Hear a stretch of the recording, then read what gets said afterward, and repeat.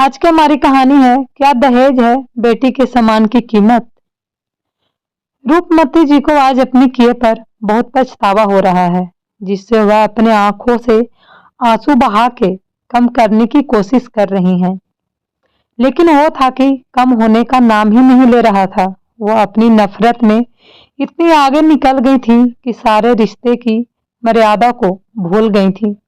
आंसू निकलने की कोशिश करनी भी चाहिए, क्योंकि जब उनके बेटे संजीव और पति अशोक जी ने उन्हें बहुत समझाया, तब उनके ऊपर किसी बात का कोई असर नहीं हुआ और उन्होंने अपने हृदय को अपनी बहू विवाह की तरफ से हमेशा कठोर और कटु ही बनाए रखा। विवाह उनको एक आंख नहीं भाती थी।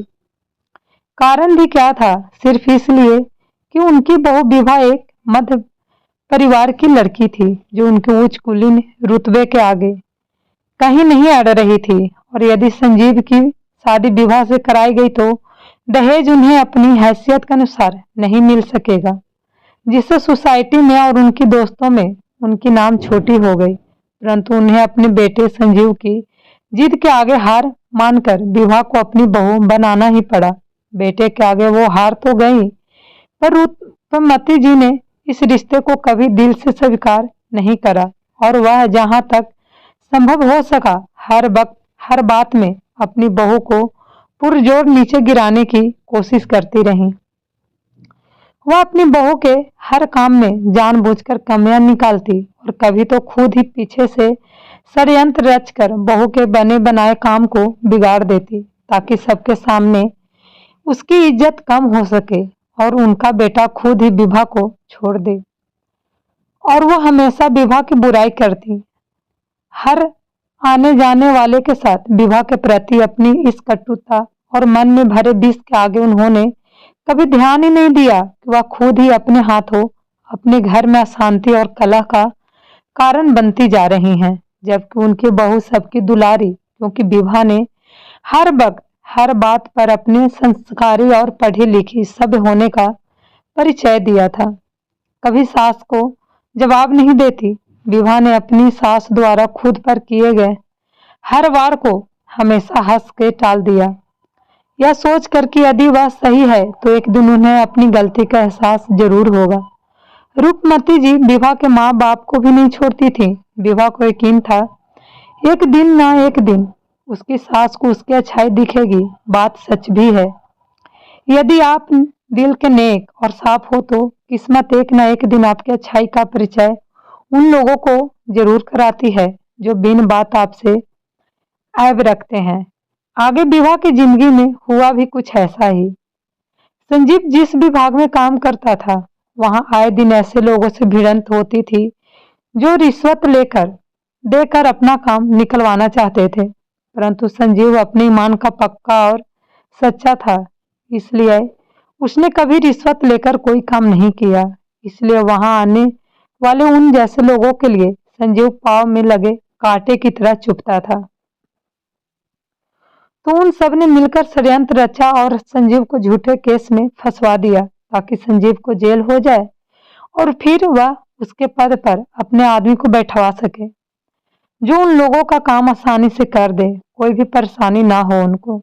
यहाँ तक कि संजीव के तरफ से जो भी वकील केस लड़ने को तैयार होता, वह लोग उसे इतना डरा धमका देते कि वह केस लड़ने से ही मना कर देता। तो ऐसी परिस्थिति में अब संजीव का जेल जाना तो निश्चित ही हो गया था। पूरे घर में सभी संजीव के लिए रोते और दिन रात मिलकर भगवान से प्रार्थना करते कि भगवान उन्हें कोई तो रास्ता दिखाए।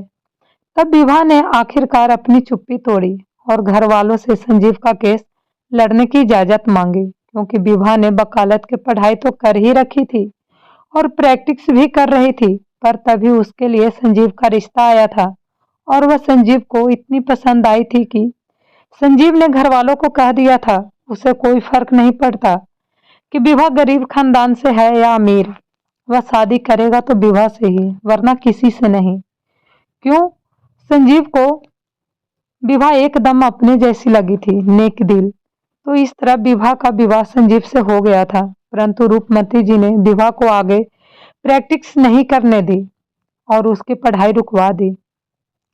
बस वो विवाह को हर बहाने दुख देना चाहती थी, लेकिन विवाह ने सास की खुशी के लिए अपनी वकालत छोड़ दी। इसलिए आज रूपमती जी को अपनी गलती का एहसास हो रहा है कि वो नफरत में इतना क्यों आगे निकल गई थी। अच्छे बुरे की पहचान करना भूल गई। अब वह पूरे मन से और दिल से विवाह को विजय होने का आशीर्वाद देती और उससे अपने किए की क्षमा मांगती हैं। विवाह ने रूपमती जी के आंसू पोंछे और उनके चरण स्पर्श किए। तब इसी के साथ दोनों के मध्य उपजे सारे गिले शिकवे आपसी प्रेम और अपनेपन की उमड़ी लहर में समा गए। विवाह ने दिन रात एक करके तमाम तरह के सबूत और गवाह एकत्र किए, साथ ही मिलने वाली सभी धमकियों और अपने पर किए गए सभी असफल प्रहारों को निष्फल कर कोर्ट में अपने पति संजीव को बेगुनाह साबित कर दिया। संजीव पर जितने इल्जाम लगे थे सब हटा दिए गए और उसकी पोस्ट भी उसको वापस मिल गई। पूरे घर में अब फिर से खुशियां लौट आई हैं। सब ने मिलकर भगवान को धन्यवाद दिया और रूपमती जी ने तो विशेष तौर पर अपनी बहू के सम्मान में एक पार्टी का आयोजन किया, जहां उन्होंने गर्वित होकर सबके सामने अपनी बहू की प्रशंसा करी और सबको यह सीख भी दी कि मिलने वाले दहेज से किसी की बेटी के सम्मान की कीमत नहीं आंकी जाती, बल्कि इंसान में बसने वाले उसके गुण, संस्कार, प्रेम, अपनेपन और सेवा के भाव से ही उसके कद और सम्मान को समाज के सामने ऊंचा माना जाता है। इन सब का अभाव होने पर घर में खुशियां कभी नहीं टिकती और इंसान को रह रह कर दुखी करती रहती है। इसलिए मैं तो यही कहूंगी कि प्यार करो, बहू को बेटी मानकर, आपसी प्रेम स्वभाव का रिश्ता पहचान कर। मैंने देर से ही सही, लेकिन अब मुझे अपनी बहू की कद्र हो गई है। जो गलती मैंने की वो आप लोग ना करें। मैंने जो अपने बहू बहुत कीमती समय खो दिया, लेकिन अब मैं अपनी बहू को वो खुशी, वो अहमियत दूंगी जिसकी वो हकदार है। रूपमती जी की बात सुनकर पूरा हाल तालियों से गूंज उठा और इसी के साथ आज फिर समाज में एक नई सोच और नए विचार का पर्दापण हुआ, जिसमें सब मिलकर बहू को बेटी का दर्जा प्रदान दिया। अगर आपको ये कहानी पसंद आए तो मेरे चैनल को लाइक एंड सब्सक्राइब जरूर कीजिएगा। Thank you so much.